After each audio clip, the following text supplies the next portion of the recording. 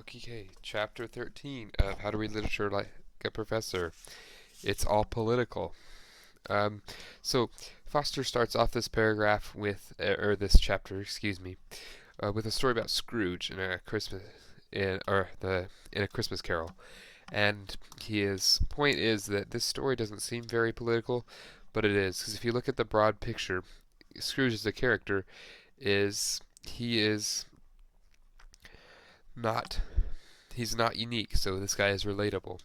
And kind of the political view at the time was, hey, if we help the poor people, it's going to create more poor people. And so the story is politically based around this idea of, hey, I'm not helping poor people, Scrooge, because we don't want to increase the number of poor people. Because if people realize you don't have to work to get food and to live, then more people will just decide not to work because people won't want to work.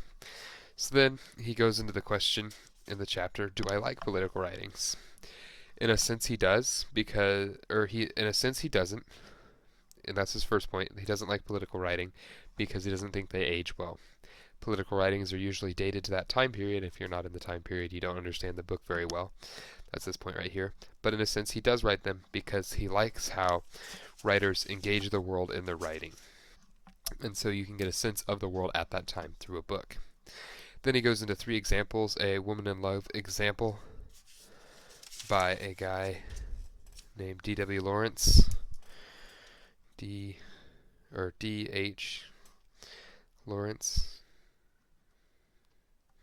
His Woman in Love book. His view of the world is reflected in the book. In Edgar Allan Poe's The Fall of the House of Usher, it doesn't seem very political, but if you dig under the surface, if you look at the Usher family as the nobility of Europe and how that is falling apart, you can look at the book. You can look at his Edgar Allan Poe's works as kind of a criticism of the European class system. And then he also gives a example of Rip Van Winkle and kind of how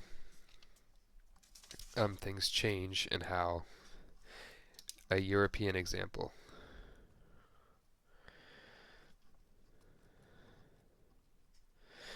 of the king and how things change over time and how that's not good.